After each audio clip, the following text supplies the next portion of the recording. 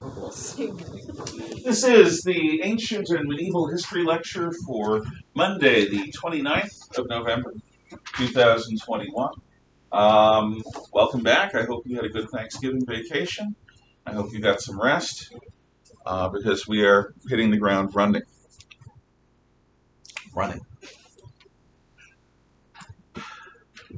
The Hellenic Polii is what we mostly consider to be the ancient Greeks. When we imagine the ancient Greeks, we are rarely genuinely talking about the Mycenaeans or the Minoans. We're talking about the Hellenes.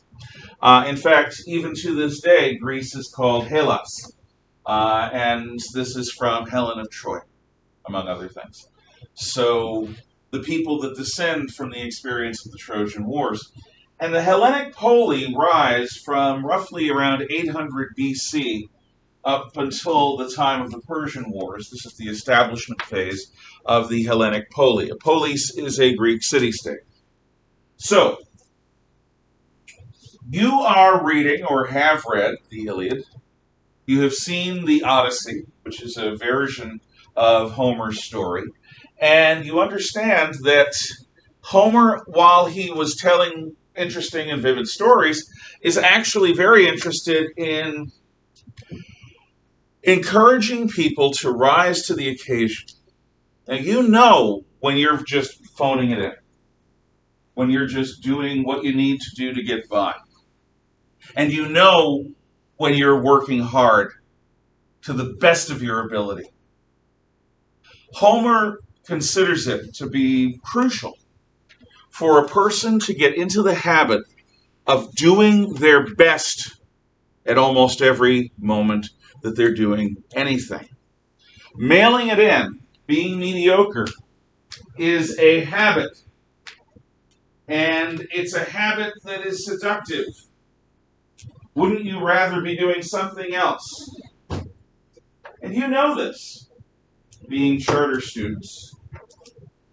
You've seen how difficult it's been. It's going to be more so. Every year gets harder. But every year you get stronger. You rise to the occasion. You do more than you have to. You aspire to excellence. That's also a habit. Not settling for things.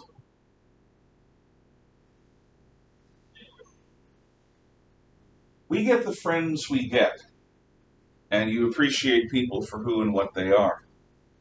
But would you settle for a romantic liaison with somebody that you didn't find attractive or appealing or in any way noble or good? Would you be willing to give your heart to somebody not worthy of it? I don't think so. I don't think you should. That's settling.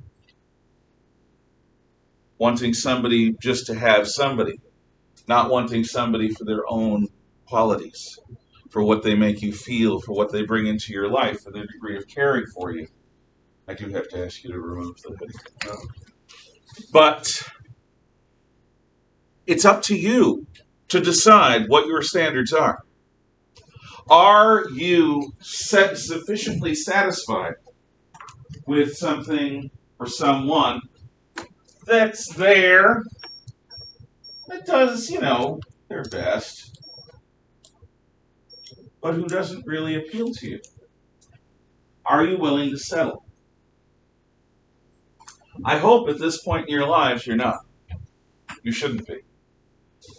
You get to be my age, you haven't found the right person yet, you may be doing something wrong at that point, or you may have just decided to heck with that whole aspect of life. People do. But at your point in life, you shouldn't settle. The Greeks, according to Homer, are defined by their unwillingness to settle for second best, to settle for mediocrity in themselves or in anyone else. This notion of aspiring to excellence is real, it's powerful, and it's in Homer's stories. Odysseus doesn't just kind of want to get home, if it's convenient. He's not willing to settle for sorceresses or demigoddesses or anything except for home. The man goes to hell and back, to Hades. It's just a way to get home. He's not willing to settle for anyone other than his Penelope. And as to the myriad heroes in the Iliad, is Achilles willing to settle for just being, a good warrior? Or is he the best of the best? Is Hector the best of the best? When Achilles fights Hector, who's just killed his lover, is there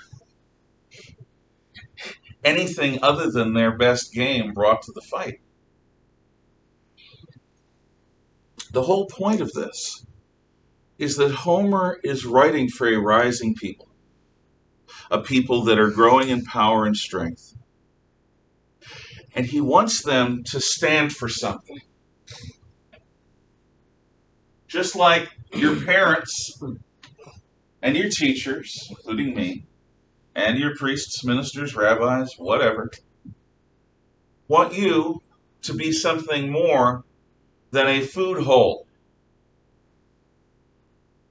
We want you, as we want ourselves, to be something excellent. Maybe not all the time, but sometime. To do something splendid and wonderful. To do something that you'll look back on years from now and be proud of. And say, yeah, I did that. Now, what that something is depends. One of my greatest accomplishments was getting a D- in a college science class. Because I earned that D-. I did. I didn't fail. Which I had failed several other science classes in college because of the math. And then the discipline, and the math, which I never really mastered. But I worked so hard, and I got my D-, and I got my science credit, and I was done. Believe it or not, that D- was a product of excellence. Because I had to master myself and my own unwillingness to change in order to give the science teacher what she wanted. Excellence is not about getting A's. It can be. Excellence is about meeting yourself, meeting your fear, meeting your laziness, meeting your self-satisfaction and contentment, and saying, that's not good enough right now. I need to do more. I need to learn. I need to develop my capabilities. I need to push myself.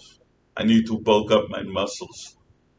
The way you bulk up your muscles is you stress them. You place them under stress. You tear them. Those big bulgy things that you see on bodybuilders are scar tissue. They are muscles that are scar tissue. They are muscles that have been torn and mended and torn and mended and torn and mended. When you learn something, it's the same thing. It's not that your brain gets torn, I hope. But your mind has to work at it. You have to stress, you have to struggle, you have to memorize, you have to master something new. It's not easy. You may make it look easy after a while, but it's not easy at first. Think about if you play an instrument or sing. Think about the first time you played an instrument or sang. Think about when you're learning a new piece. It's not easy. It's hard. So Homer, in his stories, is trying to encourage, as far as I'm concerned anyway. I'm sure Mrs. Solzvik and any other English teacher here will have a lot more to say about it. But to me, the heart of Homer's stories is to insist upon excellence in your life, to make a habit of it, to learn to work hard is a normal thing for you, to learn to push yourself, because then your moments will be filled with something more than good enough. Good enough. So, a Greek polis, a Greek city-state, is more than just a settlement of people. Being inspired by Homer and the Olympian gods and this idea of excellence, the city-state, the polis, is an ideal. It's not just a bunch of bedrooms and workstations. The ideal is that the city-state is a lens of creativity. a lens of creativity. The Polis is a lens of creativity. In that, by living here in a Greek city-state, by partaking in the life, the public life, the civic life, the artistic life of the city, you are finding those traits that are in yourself sparked, stimulated, like having no notion that you're hungry until you smell dinner. And once you smell dinner, you realize, wow, I could eat. And something good is being made, something I like. That scent stimulates your appetite so that by the time you sit down, it's going to be a pleasant experience. You are ready for dinner.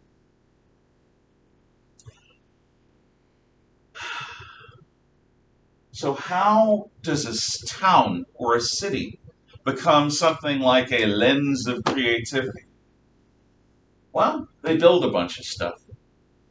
Sid Meier in his Civilization computer games and other strategy games like them, like Europa Universalis or Reach for the Stars or Masters of Orion or Galactic Civilizations or whatever games are out there now. It's been a while since I played strategy games because I find them too addicting.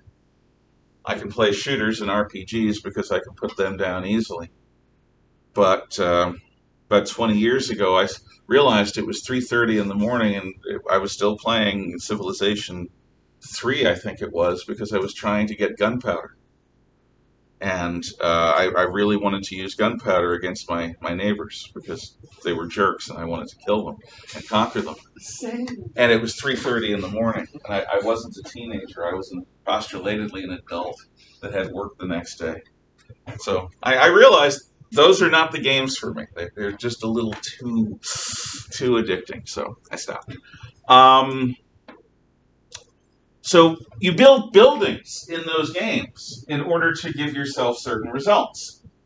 Your people, you want to develop your science, so you build a library or a school. You want to build up your military, so you build a barracks, you build city walls. Eventually you develop cannons and atomic bombs. But that takes a long time. You build buildings. So the Greeks actually come up with this in reality, and the computer games all sort of imitate them. The Greeks build the Agora, the Amphitheater, and the Temple. Let's talk about each. The Agora.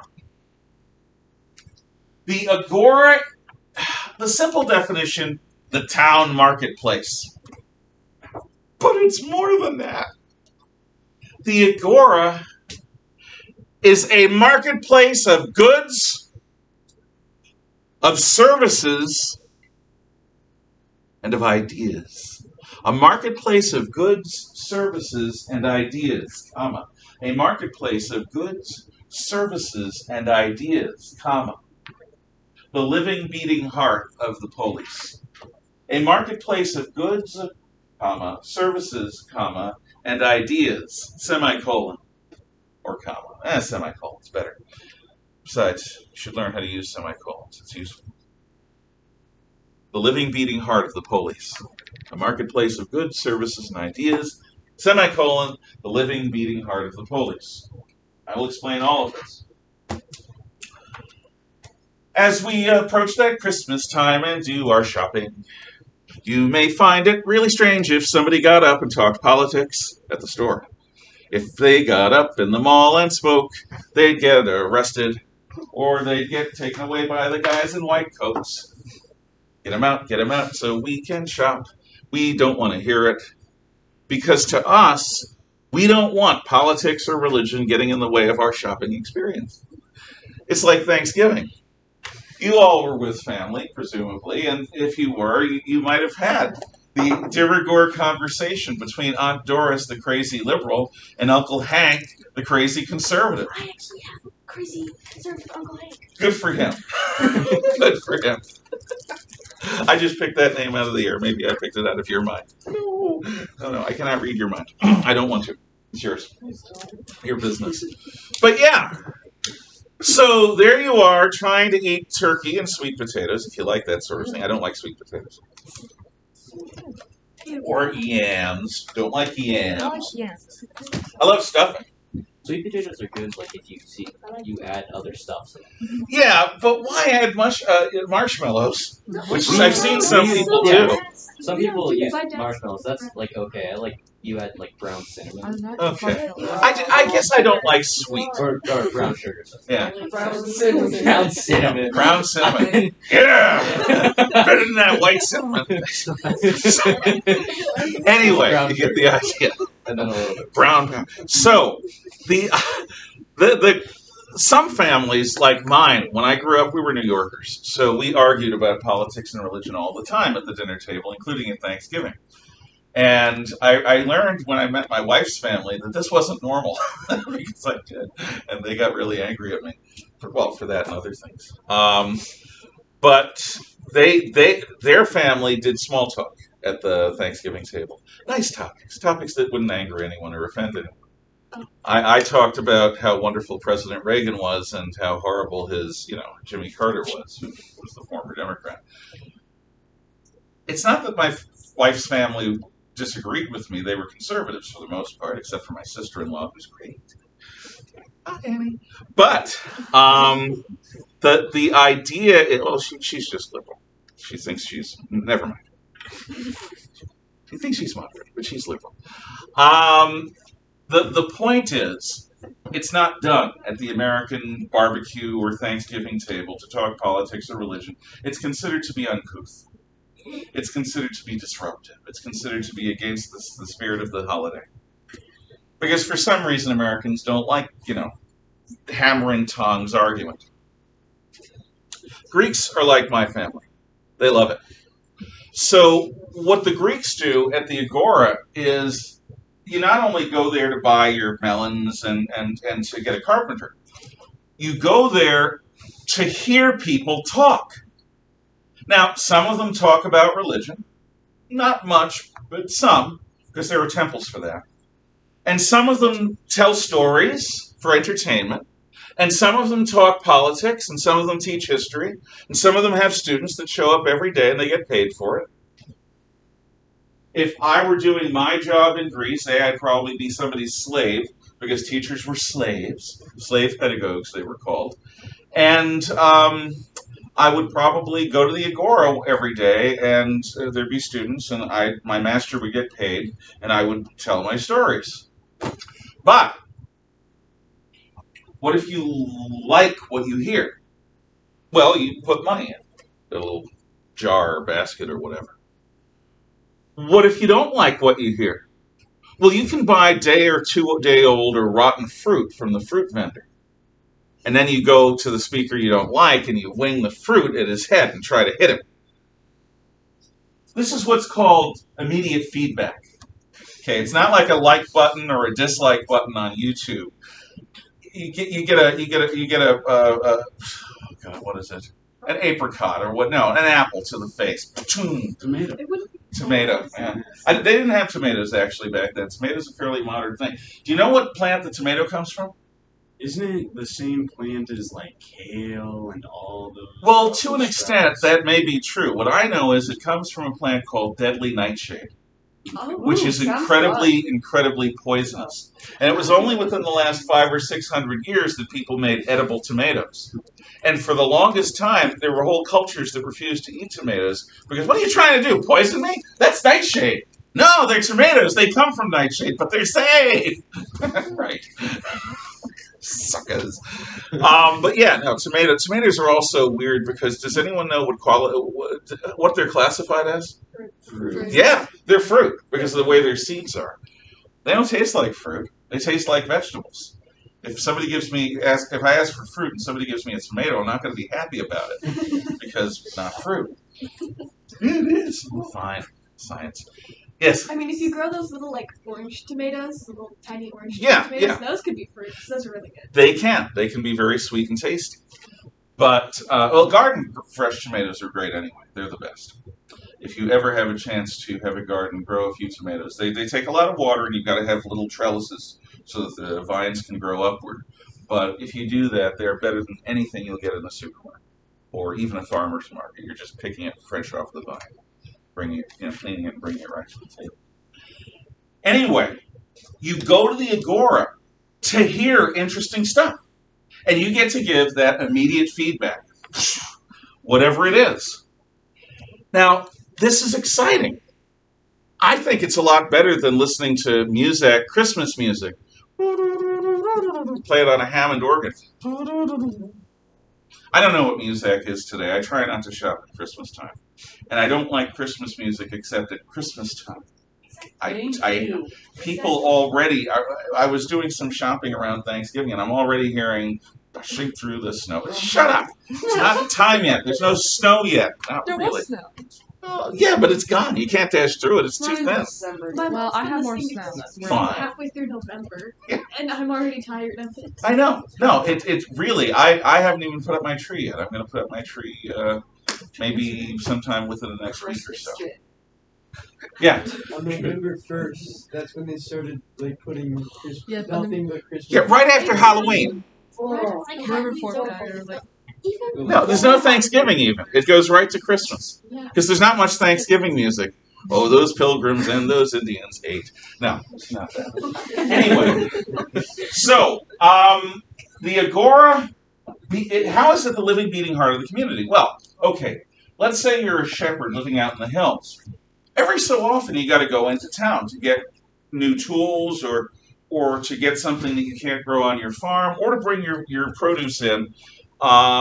You've got to go into the Agora to sell your stuff and to buy stuff. So it's like your heart. All of the blood in your body goes through your heart every so often, every few minutes. It goes really fast at high pressure, maybe too high pressure. And your heart draws it in, brings it through the lungs, oxygenated, draws it in, sends it out to the body. Your body gets oxygenated, the nutrients come from your digestive system, it goes back into the heart to do that whole cycle again. That's what the Agora is. Everyone in the community, sooner or later, is going to go to the Agora. They're going to go to shop, they're going to go to hear ideas, they're going to go to sell things, buy things, hire people, get hired by people, whatever. Everyone goes to the Agora. So, by making it an intellectually stimulating place, the Greeks are doing something other than filling their grocery baskets. What they're doing is they're getting upset. They're getting angry at some speaker saying some things, or they're getting excited by some speaker saying some things. Their mind as well as their belly is being served by going to the Agora. And this is something, again, it's a particularly Greek phenomenon. The marketplace of goods, services, and ideas, the living, beating heart of the community. We don't do that. You know, the internet, 20 years ago when I started giving a variant of this lecture, I used to say, the internet's like that. You know, I've gotten on this thing called YouTube, and I can make a video about anything. Nobody's going to censor me. Oh, how things have changed. I got onto a site called Facebook. Yeah, no one's going to censor me. I can say whatever I want. I quit that 5 years ago almost, because they started censoring people. Yeah, no, they are. And then now these tech companies have fact checkers. Yeah, that's right, fact checkers. This is something out of George Orwell's 1984. Yeah, some tech weenie in Silicon Valley is going to tell me what reality is? No. Sorry, don't buy it. So I don't do Facebook. I've never done Twitter. I've never done Instagram. I've done, what is it? It's a gaming site. I've played D&D over it. Discord. Discord can be fun. Stop doing Facebook. The only thing I do now is YouTube, because videos here and occasional videos from my personal channel. But now I have to wonder. I don't do it for money, so I don't worry about getting demonetized. But I do wonder sometimes, at some point, are they just going to start censoring me? I don't have enough of a following to warrant their attention yet. But sooner or later, he's a conservative, and they'll throttle me, as they've done to other sites that I like. That's not free. That's not what the internet was intended to be. It's not what it used to be. And it's not what it should be. You shouldn't have a bunch of people acting as gatekeepers over your speech. And there's something that bothers me about it. There's something wrong about that. The antidote to free speech is not... Never mind. I could go on and on. Anyway, the Greeks do this right. Anyone who wants to can go to the Agora. Now, if you're a crazy nut job that irritates people, you will get pelted by fruit or rocks, or you'll get ostracized, which we'll talk about. The Greeks do not restrain themselves when it comes to responding to ideas, but you can go there and you can say it, anything you want. So that's the Agora. Marketplace of goods, services, and ideas, living, beating heart of the community. Amphitheater. Now, an amphitheater works on the same principle, basically, as the human ear. It's built into a hillside. And what it's designed to be is a place where plays are performed.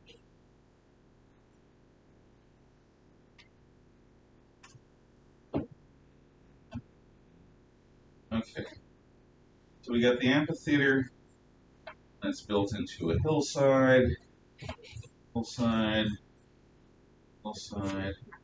get the side of the amphitheater, you got the other side of the amphitheater, you got where people.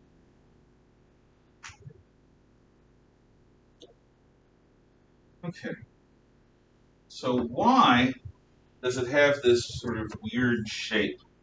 This sort of semicircular shape of ascending steps. Yeah. Okay, it's because it directs the volume out, like waves out towards the crowd. Yeah. Is the amphitheater different from the Coliseum because it's built into a hillside and kind of... Well, my understanding of the term Coliseum is that it's a full stadium. In other words, a complete circle. And coliseums are usually arenas for gladiators. At least the Flavian Amphitheater was built in Rome, the Colosseum. These are usually semicircular or, three-quarters of a circle, something like that. And and they are usually for plays, not for death sports. But, yeah, it's the same reason that your ears look so funny. Well, mine do too. Everyone's does. I mean, think about it. Why does the ear look like this bubbly, knobbly thing sort of growing out the sides of your head? I mean, some people's ears are more attractive than others. That's a matter of personal taste. But nobody's ears look particularly clean. Now, I don't mean dirty. I mean aesthetically clean. They are these bumpy, knobbly things that come out of the sides of our head. Why? To cup the sound. Exactly as Mr. Kennedy said, to cup the sound. So here I am speaking on the stage. And let's imagine that we have, instead of your desks, we've got ascending rows of stone steps where you can sit, you can bring a cushion or whatever and sit down and be comfortable. And I'm speaking. Now I am a thespian, that is an actor. Thespian, TH, thespian. And as an actor, I learned to speak from my diaphragm. And I am speaking, but I'm not shouting. I don't have to shout. Because the amphitheater cups the sound. It's designed to make it possible for somebody in the worst seat in the place to hear me. If I'm doing my job. If I'm projecting my voice to a reasonable degree. And you might say, big deal. It's a place where plays are held. Well, the Greeks invent drama. They invent comedy. They invent tragedy. They invent plays. Now, I'm sure cavemen used to do little stories and skits and things.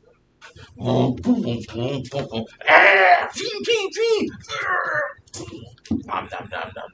sure they told little stories like that.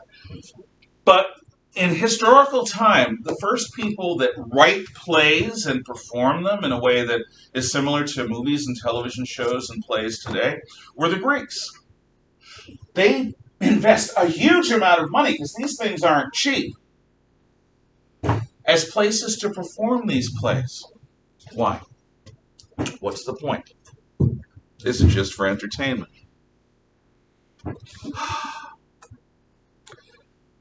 You have been around for about a decade and a half, give or take. I've been around on December 1st for 56 years, so about 5.5 decades. So I've been around for about 40 years longer than you have, give or take. Still, whether it's about 15 or about 55, that's not enough time to experience very much in this world. There's so much that you haven't experienced yet, some of which you won't want to experience, some of which you'll be delighted by experiencing. There's a bunch of stuff I've never experienced and probably never will. However, through drama, theater, comedy, tragedy, I can take journeys in my mind that my body has never been on. I can sail the seven seas. I can meet Scylla and Charybdis. I can meet a vampire, which I would never want to meet in real life, or a werewolf, or space aliens. I can do all of these things. I can learn what it's like to fall in love and be fallen in love by some kind of beautiful supermodel Amazon woman. You know, not things that are going to happen to most of us in everyday life, but if you read a book or watch a TV show. In the end, I am much older than 55 or 56, and you are much older than 15 or so. Because you've read, you've watched television, you've played video games, you've gone to the movies. You've taken journeys in your mind that your body has not had to go along for. All of you have probably experienced battle vicariously. All of you have probably experienced what it's like to have an injury that you haven't had to experience, or seen a fire, or a riot, or a war, or a plague, or traveling to places that you've never been yet, maybe never will be. You see, by going on these journeys, our minds become much more experienced than they otherwise would be. We have an opportunity to learn about the world from different perspectives.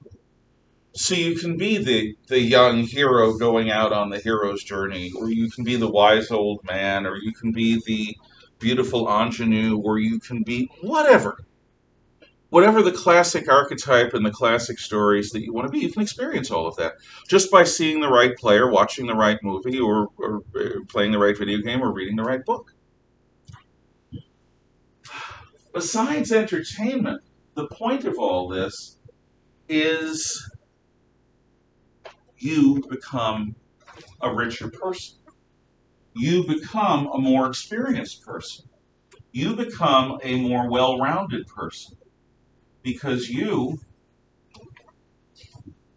have been through stuff that otherwise you wouldn't have been through. All of us are going to experience grief when somebody we love gets sick and dies. It's inevitable. And I have found it useful. It doesn't take away the pain, but I have found it useful to think about life and death and all those other things, in part by exploring them through literature and movies, so that when I am personally hit by grief, I'm not completely alone. I'm not completely at sea. I'm not completely vulnerable, because I've thought about it. And because I've seen people go through it, both in my real life and in literature, in plays. Remember, cities in the Greek sense are lenses of creativity. The Agora stimulates the mind. The Amphitheater stimulates the mind in a completely different fashion, by taking you on journeys. Remember that the stories of Homer were not read silently. In fact, the ancients didn't tend to read silently. Even when they were alone, they tended to read out loud, which is something most people don't understand. So, to read Homer the way Homer intended, except obviously you don't speak ancient Greek, I presume, maybe you do, maybe you don't. surprise me, but I assume none of you do. You'd be reading it out loud so that you could hear the rhythm. By saying it, you'd naturally get into it. And when you went to an amphitheater, it wasn't always plays. Sometimes they would read, one guy would read the story of Homer, the Iliad or the Odyssey. And yes, there'd be a guy keeping tempo by banging a stick on the ground, a staff on the stone, pa-choom, pa-choom, pa-choom. And with that rhythm, the guy is speaking the poem. It's like rap music. Do you think rap music came out of nowhere? But unlike, no, never mind. I was about to say something that slammed rap music. If I were a bad person, I would say, unlike rap music, it's actually good. But yeah, that's just a cheap shot at rap music, which I'm willing to make, but I don't want to do it so early in the morning. All of this is designed to give your brains, your minds, experiences that your bodies don't have to go through, so that you will be a more well-rounded person, so that you'll have greater depth.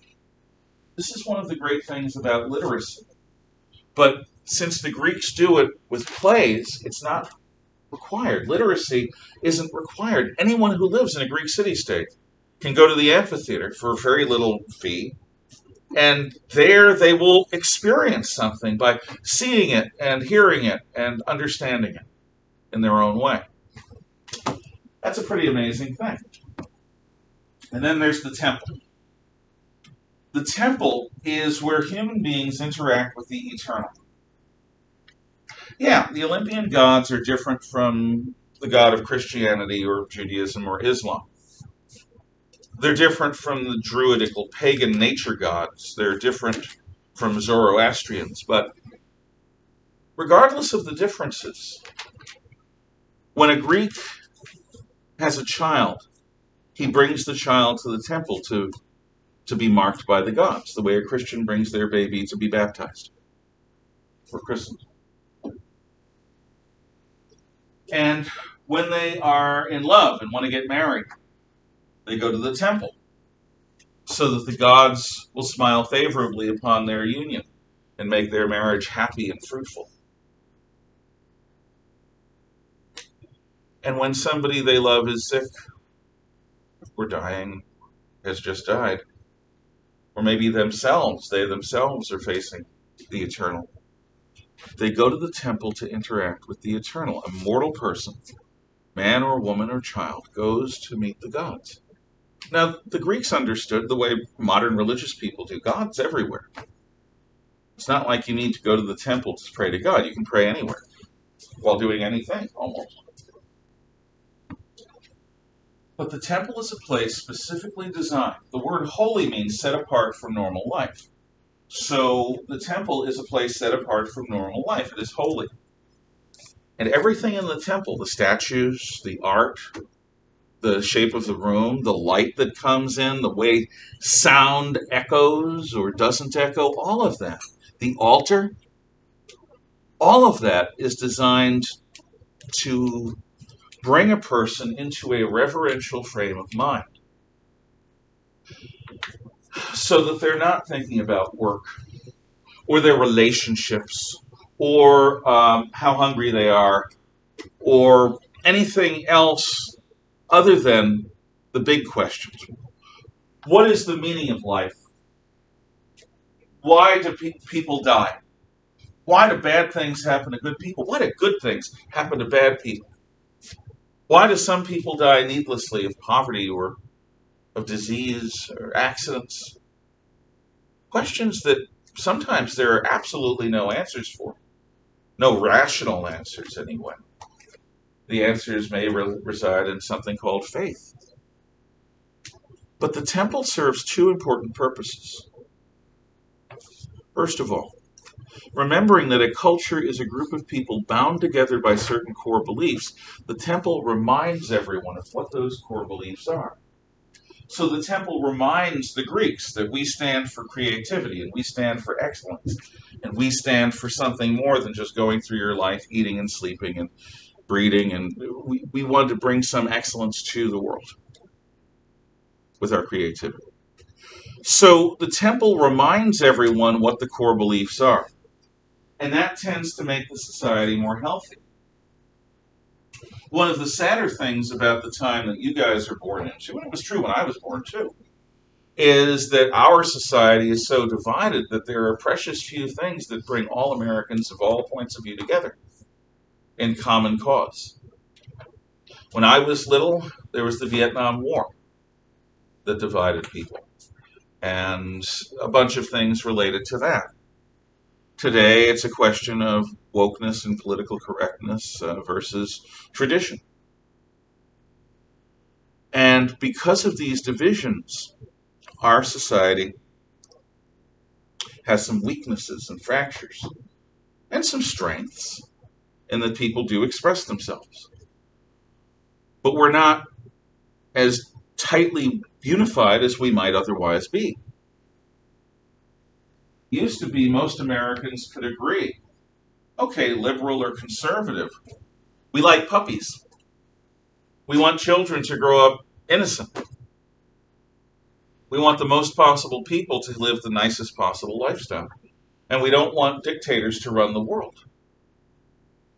Democrats and Republicans, liberals and conservatives 50 years ago, 60, 70 years ago, mostly agreed on those things. Today, people can't even agree on how many genders there are. And that's a problem. It may also be a glorious, wonderful thing, but it's a problem in that a culture being a group of people bound together by, not everything, but certain core beliefs, if those core beliefs are doubted and ultimately abandoned, what's to hold society together? The last time we flew apart, we had a civil war, bloodiest war in American history. That would not be a good thing to have in the age of nuclear weapons. It would be bad. So hopefully, we can find things to agree on. Even the most progressive of us, even the most conservative of us, even the most libertarian of us, whatever. There should be some basic things we agree on. Well, in the Greek society, temples were for that. They reminded people of what it is we all have in common. The second thing is that temples provided people with a way to deal with things that are unendurable. They provided eternal answers to mortal problems. For example, how can you deal with love? How can you deal with death? How can you deal with betrayal? How can you deal with grief? How can you deal with success, with wealth, with joy? How do you handle things in life that a logical, reasonable person could never handle? The temple provides stories, doctrines, ideas, beliefs that people might have faith in and be comforted by. In fact, I can tell you, some of the most amazing people I've ever met have suffered terribly. My best friend's father-in-law suffered under the Cultural Revolution. His wife, who was a Chinese Christian, was taken away to a re-education camp. She was brainwashed. She was broken. She came back and she was not the same, and for about 10 years she potted around her old life and was miserable, and then she took her own life by throwing herself into a canal. Most people in China at that time couldn't swim. He had seen this happen to his wife. He had seen his children beaten up at school because he came from a noble family of military men, of generals. So their family had two strikes against them. The communists hated them because they were Christian and because they were an aristocratic military family. Communists wanted to destroy all of that. When he was a young man, he was drafted to fight for the communists in the Korean War, a place where Americans inflicted upon Chinese 20, 30, 40, 50 to 1 casualties. But the Chinese had so many people, they just kept on coming. He survived that. He was a supply officer. This guy got out of China in the mid-90s, came to America for freedom, like his daughter had. And he got married, which allowed him to stay. He was a good husband. On some basic level, he's broken. But he also was kind and generous and thoughtful, and to the extent he could, he brought joy into whatever room he was in. He has this wonderful infectious smile. Not because he led an easy life. He led a very hard life, one of the hardest lives I've ever encountered. But he found a way to live with it without being destroyed in every way. Religion is one of the things that can help a person do this. Not the only thing. But it's something that can help people deal with life when it's not fair, it's not nice, when it's not easy. I think that's where we'll leave it today. Any questions, comments, or thoughts? Okay. Thank you for your attention. Wait a second. Yeah, we will.